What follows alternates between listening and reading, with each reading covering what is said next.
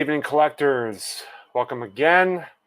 Sammy Thunder here, and we're going to be being joined shortly by MikeO and BigScott35 and into our next hour. But before we do that, I wanted to do a brief message from our official charity of Hobbypalooza, Signatures for Soldiers. The official charity of Hobbypalooza 2024 is Signatures for Soldiers. Since 2014, it has been their mission to help serve those who served our nation when it called on them and who now need our help. They work in cooperation with other charitable organizations to assist veterans with disabilities, homeless veterans, and existing members of the armed forces and their families who need extra support.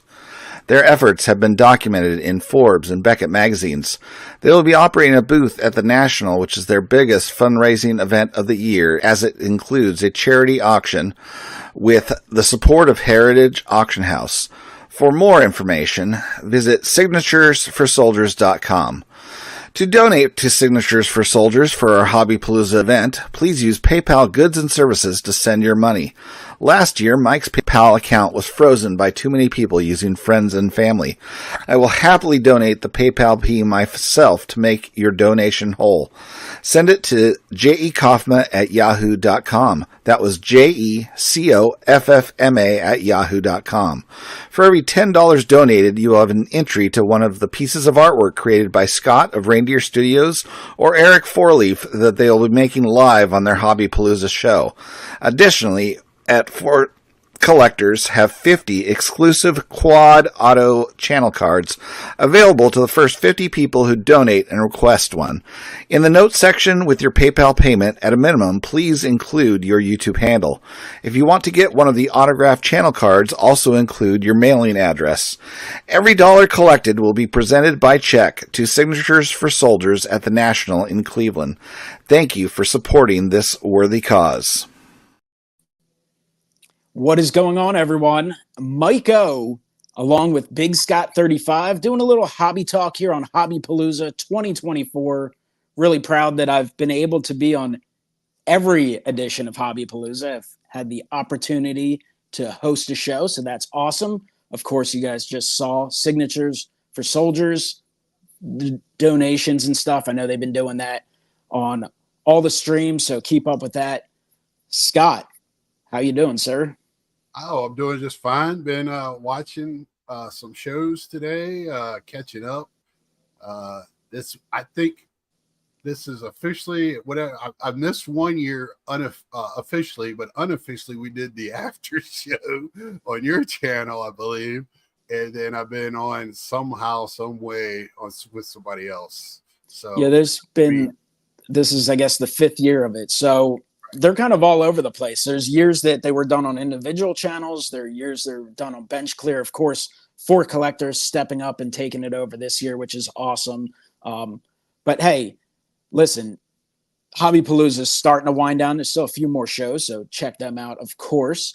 But go back and watch some of these other shows. I mean, you can check them out tonight, tomorrow, the next week or two, really down the road, the next few weeks on your, as you await the National, because it's great content. It's great things to either listen to. A lot of them you can listen to, say, in the car and stuff, or you can watch while you're doing other things, or you can sit there and just watch and give it your undivided attention. And you can even go back to previous years, too. I mean, there's a lot of great content. I've actually had a lot of people ask me if I ever had my dad on my channel before, which just had him on a recent video, which got a lot of positive feedback on that. But Hobbypalooza, several years ago, I actually had him on the stream with me, and that's, still available. I believe that one is on my channel, so you can check that out. But definitely appreciate everyone joining. Scott and I are going to touch on a few different topics. Of course, we'll, mention the National. We'll talk a little bit baseball card memories, friends in the hobby,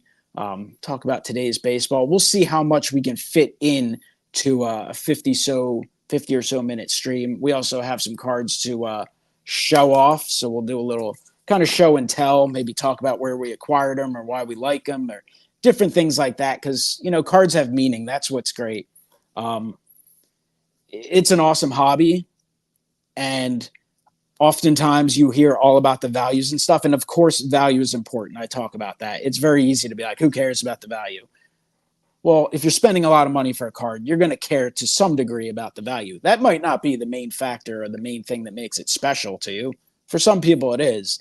And the new stuff's expensive. It costs a lot of money to either open cards, grade cards, or buy expensive singles.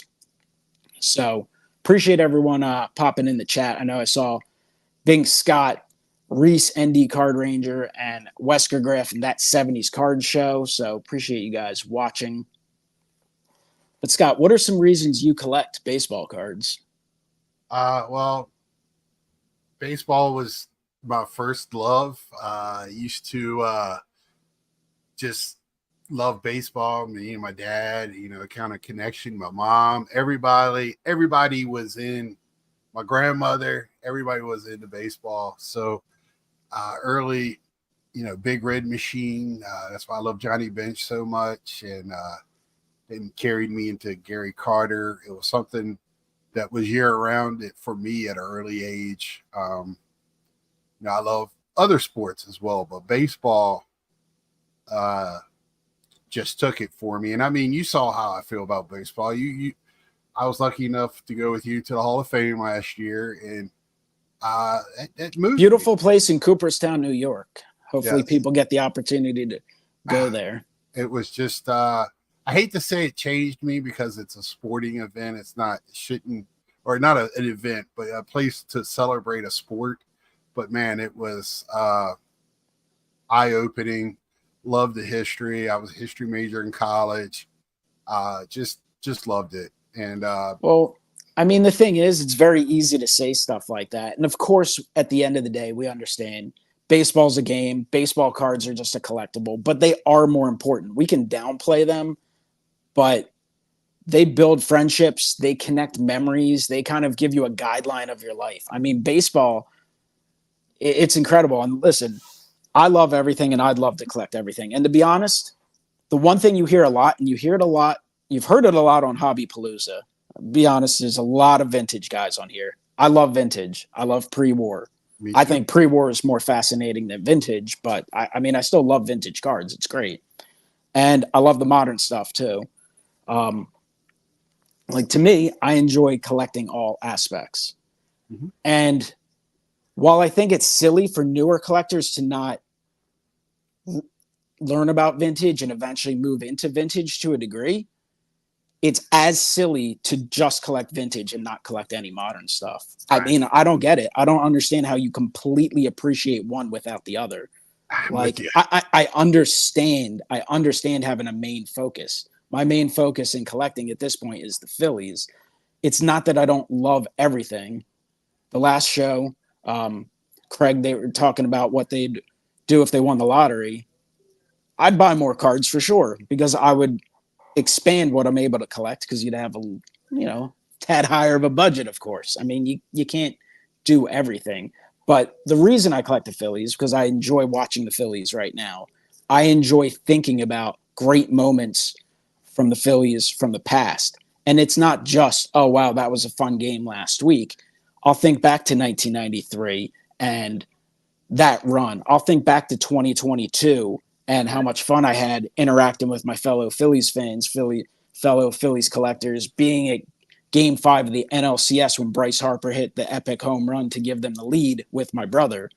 2008, I connect to coworkers and friends. Like, it's all about the connections, and that's also where baseball cards and collecting cards can connect us. So, I mean, cards are important. Yeah. Are they the end-all, be-all? No, but I would not know a guy named BigScott35 if it wasn't for baseball cards. Yeah, my rant about Topps, now it's been 8-9 years ago.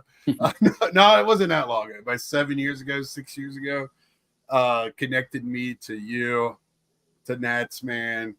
I didn't know, just talking about how I felt about something that kind of jumped me into Let's Talk.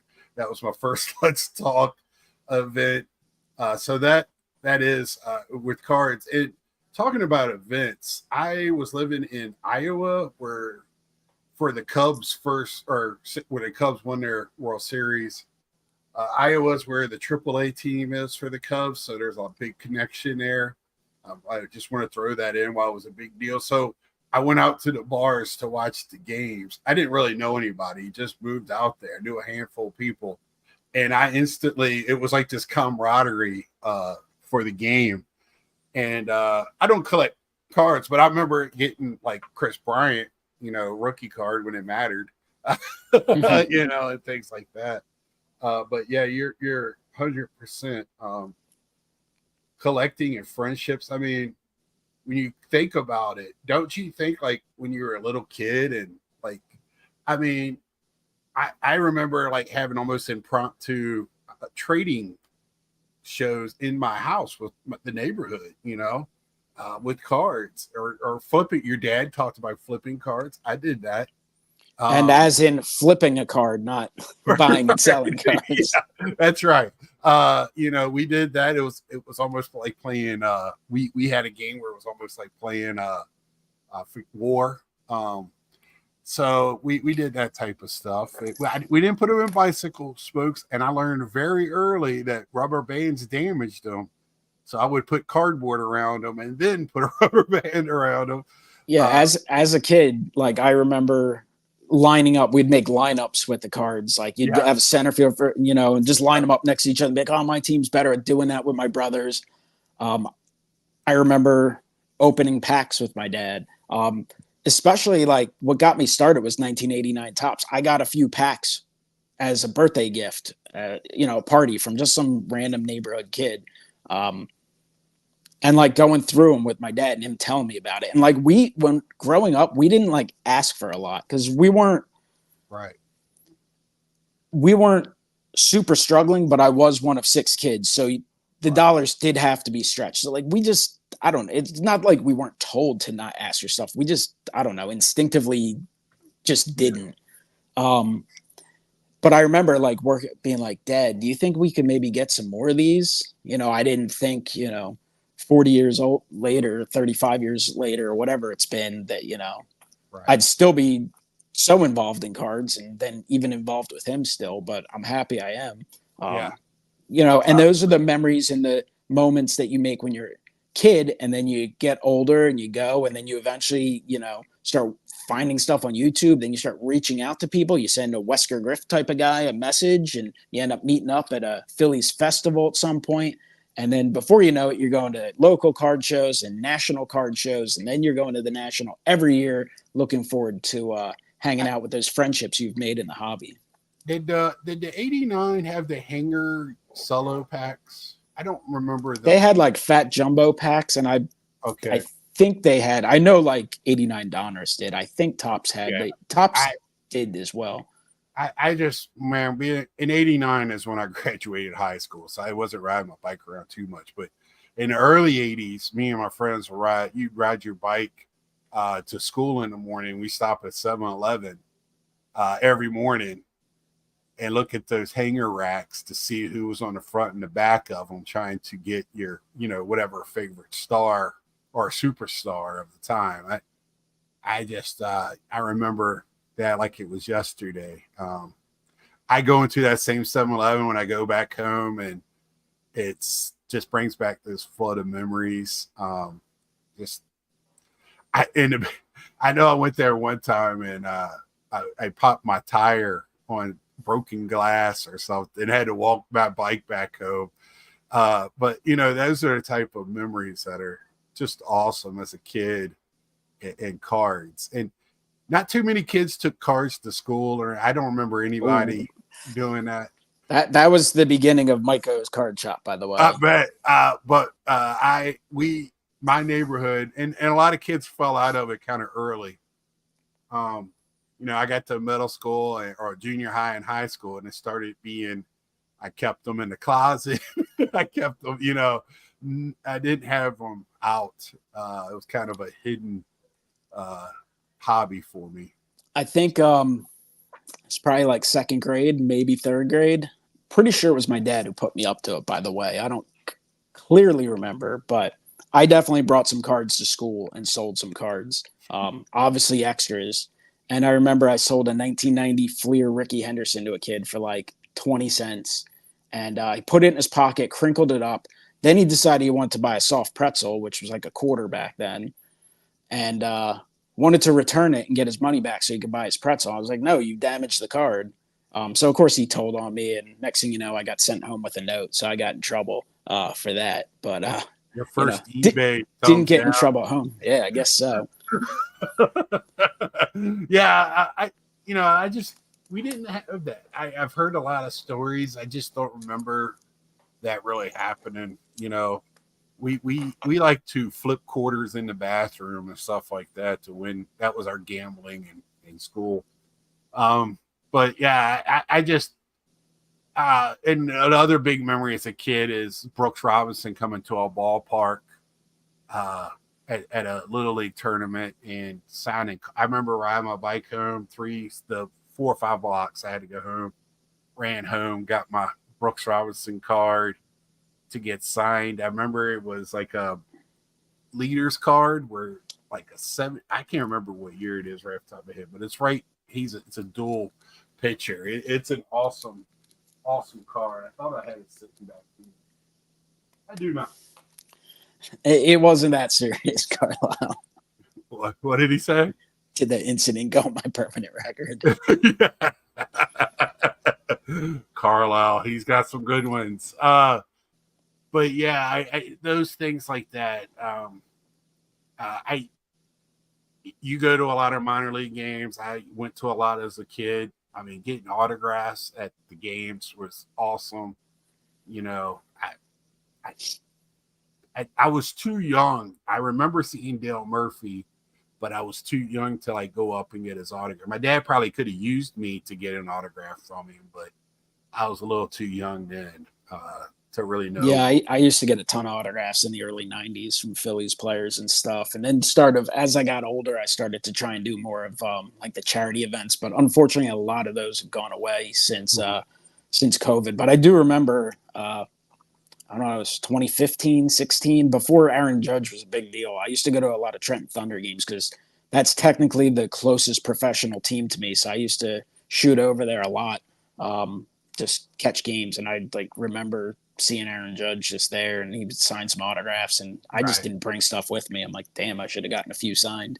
Right. But yeah, baseball cards are special. They're fun to collect for various reasons and from all eras. It's those connections. And one of the things that's going to bring us together in person. Now, a lot of us chat online, whether it's through text messages or through Facebook's Messenger group chats or here on YouTube or in live. We have a bunch of people participating in the live chats now. But what'll bring a lot of us together, not everyone, and it's hard to do it every year, but you and I at this point kind of have that locked in. You give up something to do it.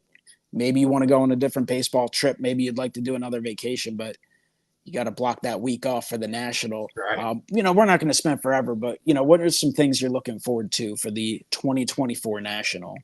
I mean, I'm going to do the cliche, hanging out with friends. And I mean, we have that Airbnb with all of us. We added Joe, Dr. Exclusive, to the group this year. I think that's going to be fun. Of course, staying with Ed is always we don't know what the next thing is. Oh, no, man. I'm kind of getting nervous. I feel like we're going to have to hire security or kick him out because he is just Ed the instigator, man. He's going to get us in a tussle. Yeah, and so that's always fun. Always looking for the hangouts. I'm looking forward. I am being very ginger this year with my back, so I will be 100% for the show. That was terrible last year. But when it comes to cards, I mean, I've heard a lot. They had the national one yesterday talk, which was, they gave some good advice. It seemed like this was, I think their third, at the most was third. Some was their first or second. And I mean, it's just a big card show. So we don't want to get crazy with the advice of a card show, but some people it's better. It depends on what you're looking for. If you see it first day and it's something that's rare, you might want to grab. But for me, I found out last year, wait until Saturday evening, Sunday, I'll probably take 2 or 3 days walking around to find that special, bigger Thanks, Brad. I to find that bigger piece like I did last year. I found it. I gave myself till Friday, and I found what I was looking for last year. You saw me. All of a sudden, my back felt better. Your back felt better for at least a few minutes. So this is what I picked up that I was talking about. Hope the glare. So it's Carrie Fisher autograph. So I'm not just baseball. I'm a Star Wars nerd. Somebody noticed the flag. My case behind me is all stormtroopers. So I really wanted this Carrie Fisher with the sleeve 8x10, and I found it. And you don't always find the number one thing on your list, and you did. So that was awesome to see. Yeah. That obviously brought you a lot of joy. I mean, your back was killing you and you had a giant smile on your face, but it brought everyone who was hanging out with you. That's what makes the National fun. Listen, you could go there for bargains. Guess what? You could buy bargains at your local mall show. You could buy bargains on, sport lots. You can find bargains.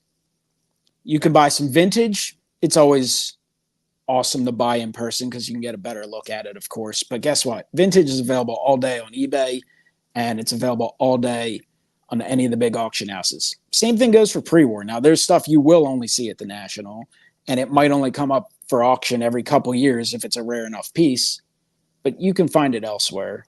The modern stuff, the wax, there's exclusives. There's all kinds of cool deals, exclusive packs that actually bring a lot of value. But you do have that accessible elsewhere. What makes the National so amazing is that in-person experience. Listen, it can be grueling, 4 or 5 days, long days, especially if you're doing the get-togethers, but hanging out with everyone, helping each other kind of either negotiate a deal or find something. When you see something, you're like, oh, they might need that. You can text someone or snap a picture and let them know later. I mean, that's a good feeling for you, and it's a good feeling for them. Obviously, reconnecting with friends, meeting new people. I mean, there's a ton of people that I feel like I've met that I've probably never actually met in person. You start to forget after you've been close to 10 Nationals because you have so many quick interactions with people, and then there's the people you see every year. Obviously, you're going to spend a little more time with the people you've grown a little more friendly with, but you're definitely open to hanging out with everyone. And that's really what makes a National an awesome event. We have the yearly hangout now with the baseball collector hangout. That'll be Thursday night, the so-called pizza party, as some people are putting it. It's going to be a great event. That'll probably be the largest collection of YouTubers at one time, and it's going to be great to just go around and do the quick hellos with some people and get to know other people. It just kind of works its way out because everyone's in conversation, talking, doing different stuff. So that's going to be awesome for sure. And then Friday night, the event with Filmington, Silver Jackify, and myself. That is going to be a ton of YouTubers that make that can't make the other. I'm sure there'll be a big group. And then you're going to have a lot of people at that one too that are probably from outside of YouTube world, maybe some other things. So, but it's an awesome chance to network, and not network for business, network for friendship or just cards, see some stuff. I mean, you see some crazy stuff. And you can do videos easily. It's pretty awesome. So it's going to be fun. Favorite location? Do you have one? I saw someone ask that. Yeah, if you're saying the actual event center itself, don't hate me, but once you get inside, you're not outside anymore, which that's the bad part. I feel like New Jersey, Atlantic City for the building itself. But for the amenities and easy access to everything, Chicago is going to be the best place. I just hope they continue moving it around. Atlantic City just sucks because you got to stay. Anywhere you stay at, it's not great. No, not great. It's putting it very nice. It's a straight up dump. Right. Maybe somebody lives there. I don't know. I don't want to put them down. I mean, I'm sure they're aware. Yeah. I mean, we've talked about where we would get our next Airbnb as a group.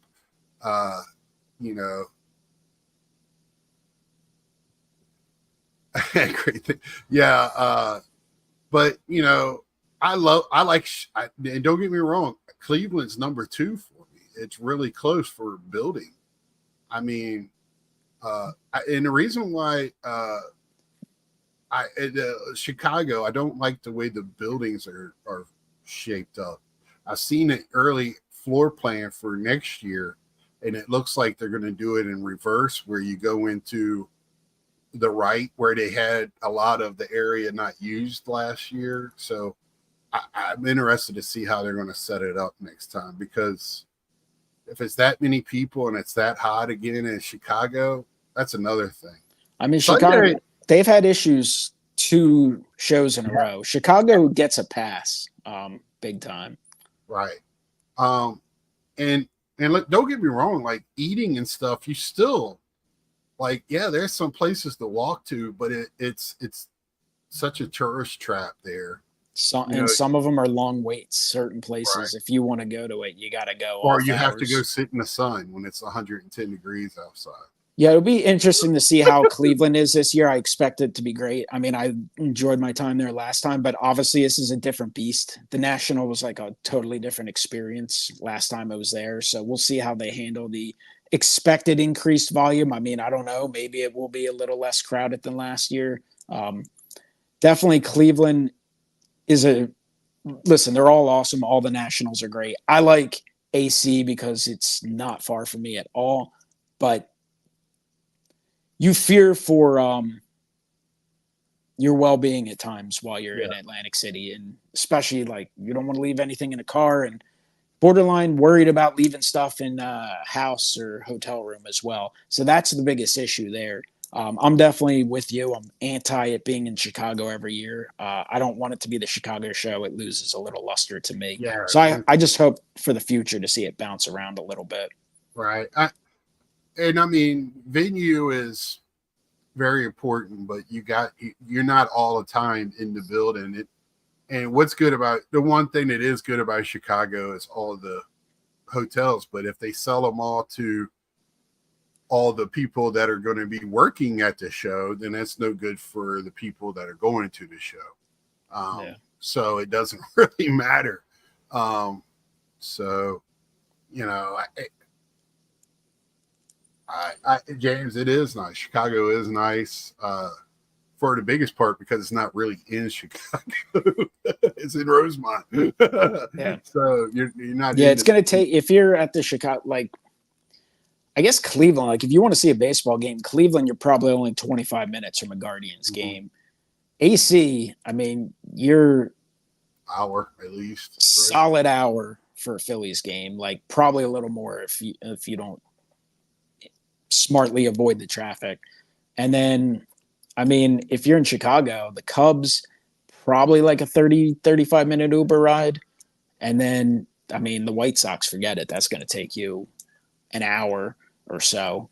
So it's not like crazy close. Someone asked, Boston fan, I think, asked if I can commute to Atlantic City. I could, but it's not worth it. It's still going to be close to an hour and a half ride. So last time I stayed with a group of guys, and then I actually drove back Sunday morning. I got up at like 4:30 in the morning, drove, picked my dad up and brought him to that last day at the National. So wow, that was his first time at a National. It was like a kid running down the stairs to see the Christmas tree when he came in. It was awesome to see that. The man had seen a lot of things. I love listening to his stories about going to, you know, the old stadiums and stuff. But man, to see him, he didn't know what direction to go into. It was a big show.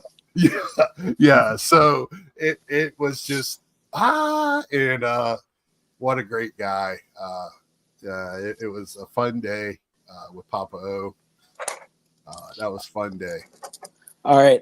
Signatures for soldiers, guys. Remember about that. If you guys make a $10 donation during the show, at least I'm assuming the guys watching, they're doing some randoms and stuff. So if there's a $10 donation, we'll raffle off a $50 gift certificate to my eBay store. If you guys weren't aware, MikeO Card Shop on eBay, 46,000 cards listed.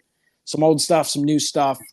I'm doing my best to keep pace with it. It's a lot of work, but $50, you could take $50 off a card. You could buy $50 worth of dollar cards, whatever you want, but $10 donation to signatures for soldiers. I've bought some autographs and stuff from them at the National. They're great guys, and they do a lot of work, obviously, that goes to a great cause. So super happy to try and help them out. Scott, real quick, don't want to spend too much time because we got a few more things and we got to do a little show and tell type of stuff. But 2024 cards, they are still producing baseball cards, and they are awesome. There's all kinds of stuff. There's Topps Flagship, which I love every year. Building that team set every year, just adding it to your binder, going from 1951 Topps, continuing to add to that is awesome. Love it. And there's a lot of great products, and some are great values, some are poor values. But what are you looking for? What are you looking forward to in 2024 products? Is there specific players you're trying to collect? Are you just trying to collect your favorite guy? Or are you trying to? Are you looking forward to any specific products coming out? Because they make stuff for everyone. Yeah, I used to be the medium guy. I used to go after like Topsy Museum or Triple Threads when that was the top end. Now that's so crazily priced. I just wait for somebody to open it, and then I get the Pete Alonso's or David Wright's out or Johnny Bench, whatever's in there. I'm always looking for Pete Alonso. I'm considered, I guess, a Pete Alonso collector. You're definitely a Pete Alonso collector. I guess whether you define yourself as a super collector, I would 1,200. So. Well, I got one thing that's all his rookie different ones. Yeah, you're right. Topps Chrome, Platinum Chrome in 2025. But that's I told everybody let's wait and see what Fanatics is going to do. And Fanatics is doing what I thought they would do. They're a retail store. They know how to sell. They came out with the note at the beginning of the year on how they want their stores to present their stuff, which is nothing new when it comes to retail space. I was a retail manager for years. If you want to sell somebody's product, believe me, Nike tells Champ Sports and Foot Locker how to present their stuff. It's nothing new. And a standard for doing it. So nothing has been surprising with them. I think they've done okay. I'm not going to say yet that they're doing a great job. I think they're doing a good job. I'm waiting to see what they do with the football. Yeah, you're going to have a way. Now I do collect some cap stuff and some rookies from the 90s. But for this year, I'm just waiting for some of the product to be broken. It feels like to me that not everything's being broken. Somehow we've turned into, and I'm not fellow associate, I exclude you because we're friends, but we've come into where we're collecting boxes instead of the product, the cards that come in the boxes. I know that's been a thing, but it seems to be a bigger thing now. So, I just waiting to see. I think the unfortunate reality with the rising prices of stuff is it's kind of like going and buying a new car. You buy that new car, you drive it off the lot, that value decreases a little bit. Once you open that box. You can open a box and you can hit something amazing. Most of the time you won't. Right. It is a gamble of sorts. I'm not going to say it's straight gambling, but it's a gamble of sorts for sure. But, there's the fun factor. It's awesome to rip a product with some friends at the National. It's another thing you can do. And you don't have to buy some expensive box. I mean, we had a lot of fun opening like 1992 Score or something a few years ago. And and again, that's nostalgic. All of a sudden it's a 20, 30-year-old product. And you see like a Hall of Fame first or second year card. That's cool. You see some guy you remember and you're like, this guy sucked. Like, that's fun. That's funny. It's like, it's entertainment. So that's awesome too. And I mean, that, to be honest, that's how y'all didn't really know me outside of that year. And I bought those and we kind of bonded over it. It opened up discussions and, Dave and his spreadsheet of rookies and all that. It was a fun time. And that was the year that I got to hold the 52 mantle too. Yeah, I mean, things are probably changing a little bit, but when you hear a lot of people talk, especially longtime collectors, it usually starts with, well, I used to open packs. Well, that's why yes, new people getting into the hobby, younger collectors, you should open packs. I hear a lot of it's stupid to open packs. It's not stupid to open packs. It's stupid to get yourself in debt. It's stupid to spend, $20,000 on packs. Yes. But to open some packs for funds, open some flagship. I honestly don't understand how you could be a collector and not open or collect a little bit of flagship. I'm not saying go crazy. Buy a team set of your favorite team.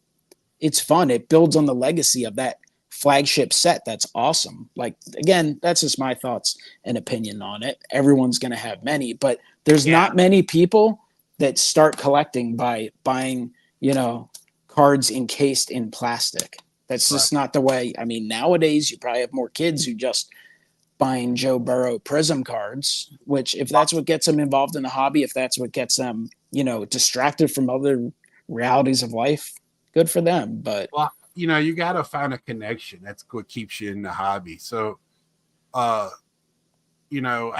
think if somebody collects vintage, I always ask how you're connected to it, but I don't fault them for it. You collect however you want to collect, but don't fault the other person for collecting more modern stuff. Or because I believe we're in a time right now of baseball, of any sport, where we're seeing some of the greatest athletes of all time.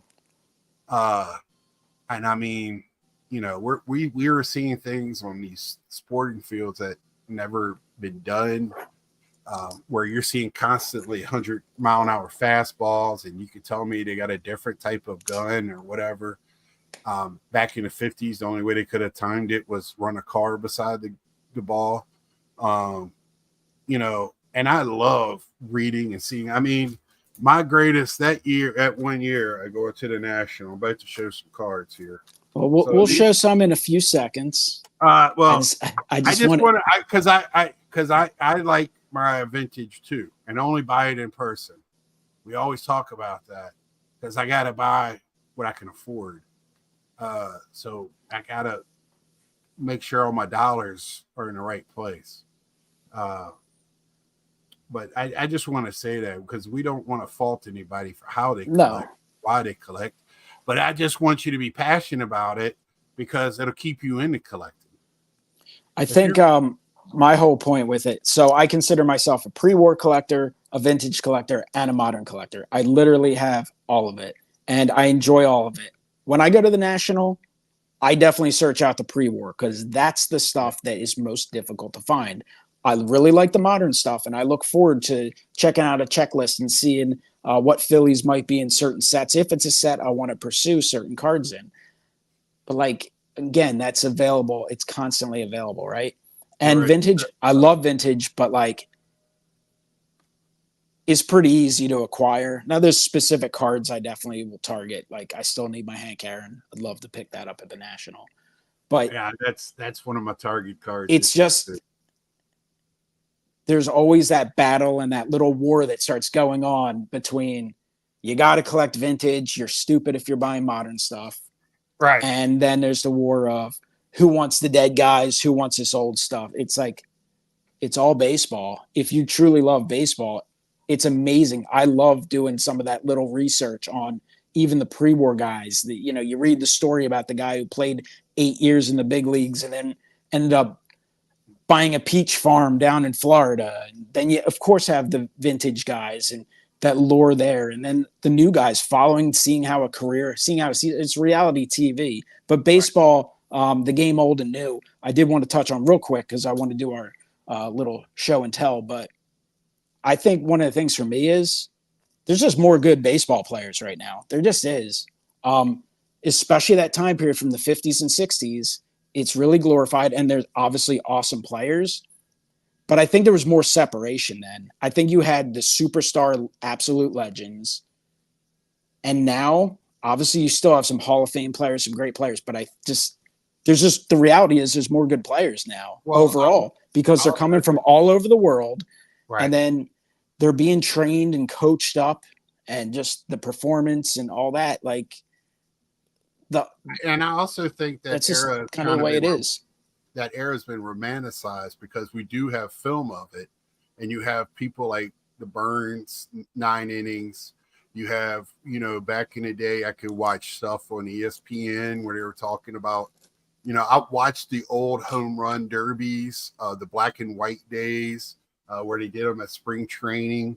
I used to sit there with my grandfather. You talk about these players. And I think and me and my dad talked about it today. A lot of these games in the 50s and 60s, the only way you couldn't watch them, you had to listen to them on the radio. So your imagination even went a little bit further with it. So I think it's a little bit more romanticized. Well, there's no doubt. I mean, bigger heroes and all that stuff. Yeah, for sure. If Ernie Banks played now, people would be bitching about what a loser he was. He never made the postseason or never played in the World Series. Like guys are, that's just the way it is. If Mike Trout played 70 years ago, no one would be talking about the fact that, didn't ever get a chance to play in the playoffs really, or had limited. It's, they're different eras and it's all great stuff. And listen, there's losers in every time in baseball. You got some of the old guys that were not nice human beings back in the early days of baseball, and you got guys like Anthony Rendon, who he's a loser. I'm not a fan of him at all. I know you used to like him, Scott, but when you hear people complaining about there's too many games and you're stealing, hundreds of millions of dollars playing 40 games a year, like I don't want to hear that stuff. So there's amazing players in the past, in the beginning, and you know what? You can watch games, you can listen to games from the old days, you can watch all kinds of old footage, and you can watch new stuff. There's new games on every night during the summer, and it's super fun to watch. Yeah. Yeah, and I love watching I have the Redbirds. I watch it every year at the beginning of the season. They show it on MLB, and I get pumped up, jacked up for the season when I watch it. I love this. I got books. I've been going in and out of reading a book on how baseball started in this country. I love the history of the game. But like somebody said, I think Reese put up there, I'm more collecting on, especially the 70s and 80s guys that I grew up with that were heroes to me as a little kid, who I would sit and look in the mirror and practice their their swings and stuff like that. So that's where I'm at with it. But I'm pro everything. I love finding like old clips. You can find some old clips of Phillies and Athletics from was that the 30s or something? Yeah. It's awesome. Yeah, and I sat there just like, this is amazing. During the winter time, I'm constantly, especially when we get close to spring training, I'm watching old highlight videos. I'm putting on old games. The Ken Burns thing's like an off-season thing to me. But all right, Scott, let's start looking at some cards because I got a little bit of everything here. I literally just grabbed random stuff. I just we're talking about the National, so I wanted to show my first pickup ever at a National. This Johnny Bench rookie with the unibrow. This was my first pickup, and that same year, I picked up this Ken Griffey auto. If Ken Griffey autos are not tough to find, but always pricey. So I picked up, that was my first National pickups, Mike. Remember when you became an influencer, officially became an influencer and started influencing me to all of a sudden go out and make sure I got a Clemente? Sweet Clemente. Hey, this is another reason Modern can be awesome. Worked out a trade and a sale, sold an Ohtani green rookie refractor, which same year we both. Yeah, you beat me with the 2.5. I got the 2 mark. That same year, picked up the satchel,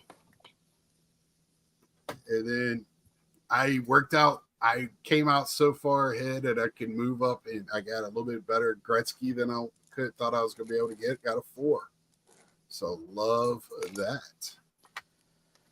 Yeah, I mean, I was able to move an Ohtani and some others, get a bunch of cash and a Clemente rookie. So that Modern worked out pretty good. Yeah, and I actually bought a Clemente from that guy as well. I bought a big card. This is for John, that 70s show. His boy Sherry. There we go. The 1909 E102 Sherry McGee in a VG3. What a cool card. So we got that. I mean, this is just random stuff. A nice Larry Doby. I probably bought this. I don't even know what I paid for it, but in a 7, I don't know what that goes for now. Someone I'm sure could tell me in the chat. But honestly, I wouldn't be surprised if I got that for like $30. I think this is a card that our boy Ed is going to be looking for at the National. Got the DeLong, Chuck Klein. I love this set. The set is awesome. I do too. I got to find something in there that I want in my PC. Chuck Klein, affordable Hall of Famer. Well, for me being a Mets fan, my team doesn't go that far back, so it's kind of tough. We've talked about it before. So, I love catchers.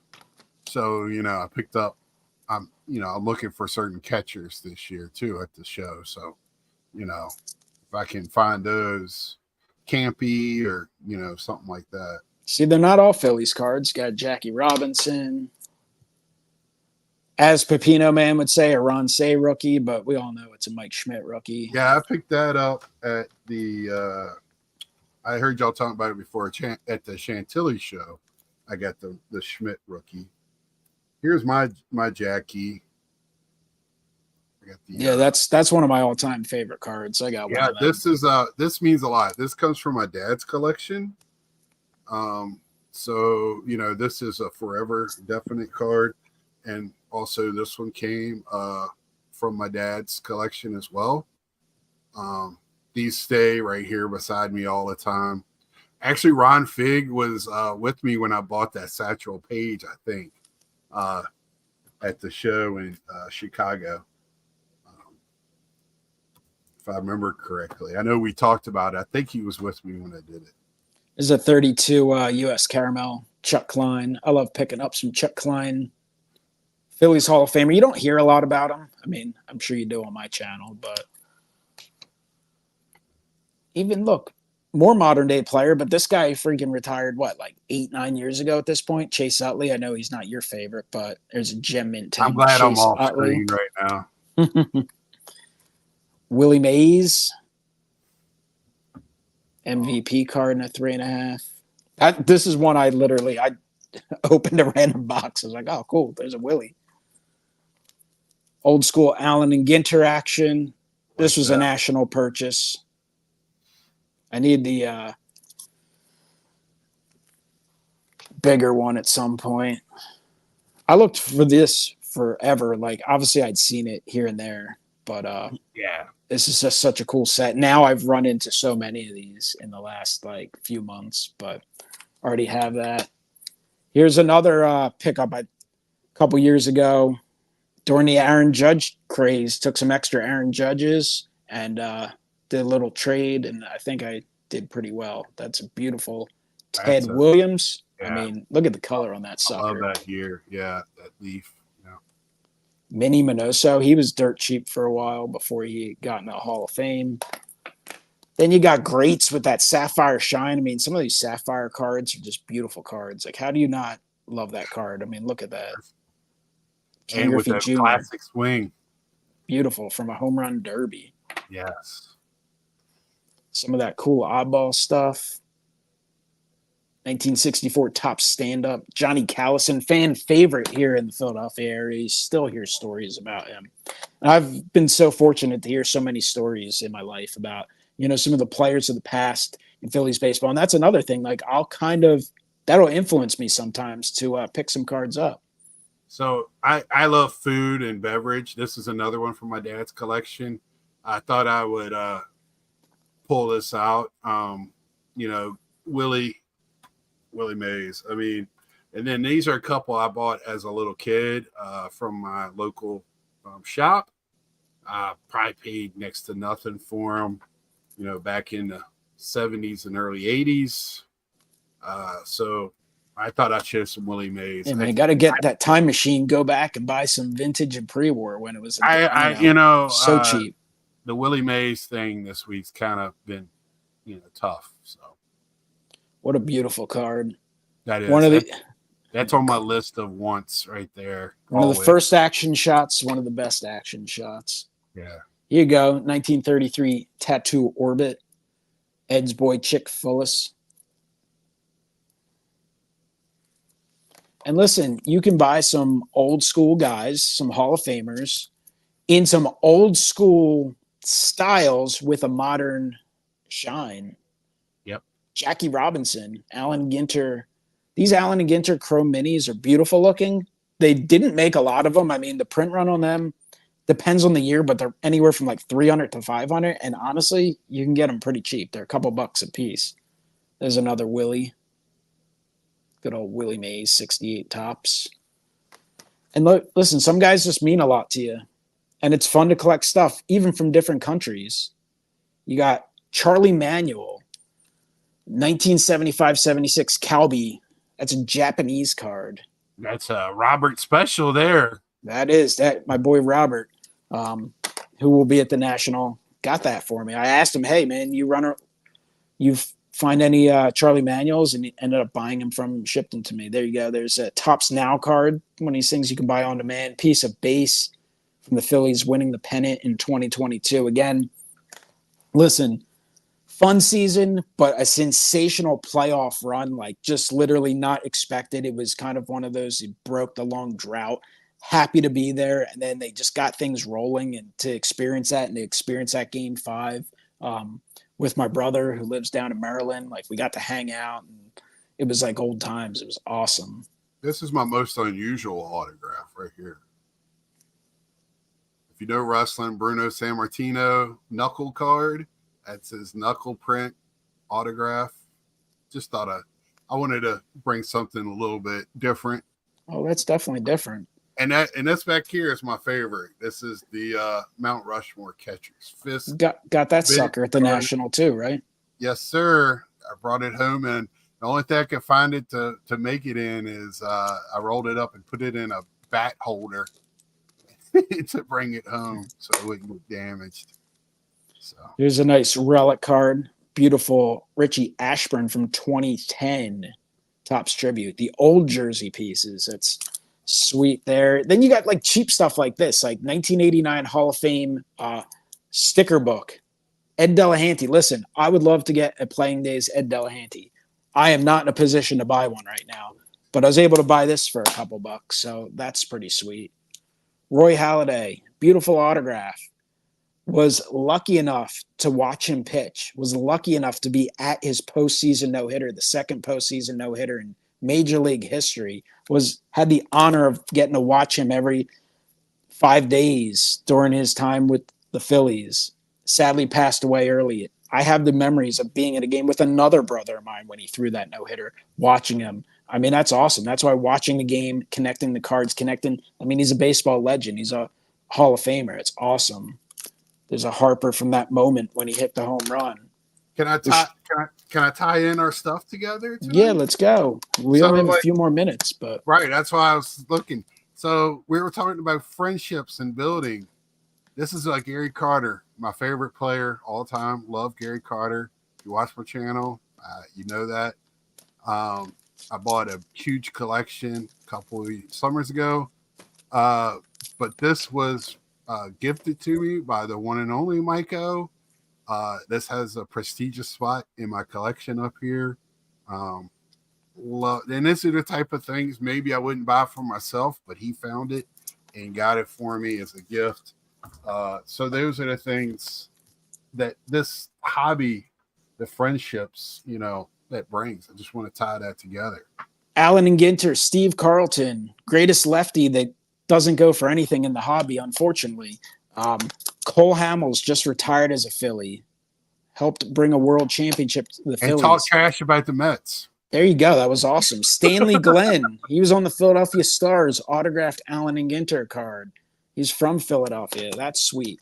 This card ain't worth anything, but guess what? Terry Mulholland, loved watching him as a kid, was lucky enough to be at his no-hitter in 1990, where Gary Carter made the last out. We got Willie Jones. This is for my boy Wesker Griff, who's a big Willie Jones Puddinhead fan. You got test issues. I mean, there's so many awesome things to collect. And again, look, we got old cardboard. We got sort of modern shine, but this is from 1997. That's 30 years old. We got all kinds of awesome stuff. I love that. My point here is there is a ton to collect. So why, in God's name, would you get yourself stuck in only one era? My boy, that 70s show, he's a vintage guy. We all know that. He likes everything. But guess what? He picks up some modern too. He likes, you know, some of that chrome finish of his guys like Clemente and some of Hank Aaron, Ted Williams, all those. Here's the bum that made made the Hall of Fame. You got Frank Thomas, who was absolutely awesome, but sometimes in the hobby gets a bad rap because you know what? He came up at the wrong time. His rookie came out at a time where they made 1 billion cards. Guess what?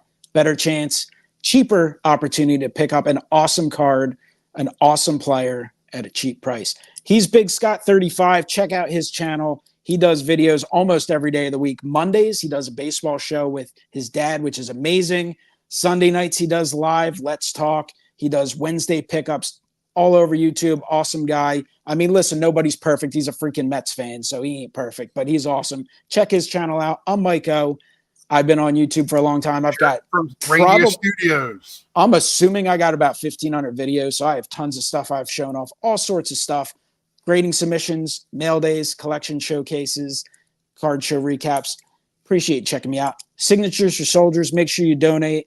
MikeO Card Shop, you have a chance to get yourself a $50 gift card if you make at least a $10 donation. Vintage is King is coming up next, hosted by Bowman53, who happens to be another Phillies fan. A lot of Phillies guys on Hobby Palooza specifically today, but he's on with a whole group of guys, and I'm sure they'll be talking about awesome stuff in the world of vintage cards. Baseball cards are awesome. That's the reality of it. It is super fun to collect for so many reasons. The cards are great. The memories are great.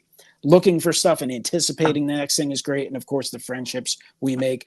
Appreciate you guys at 4Collectors having me on Hobby Palooza. Hopefully you guys have enjoyed this program and all the others. Make sure you check out everyone's channels and everyone's videos in the coming weeks, because I get it. Weekends and the days are only so long. Thank you for watching Hobby Palooza. Let's talk with Big Scott, MikeO, Hobby Talk.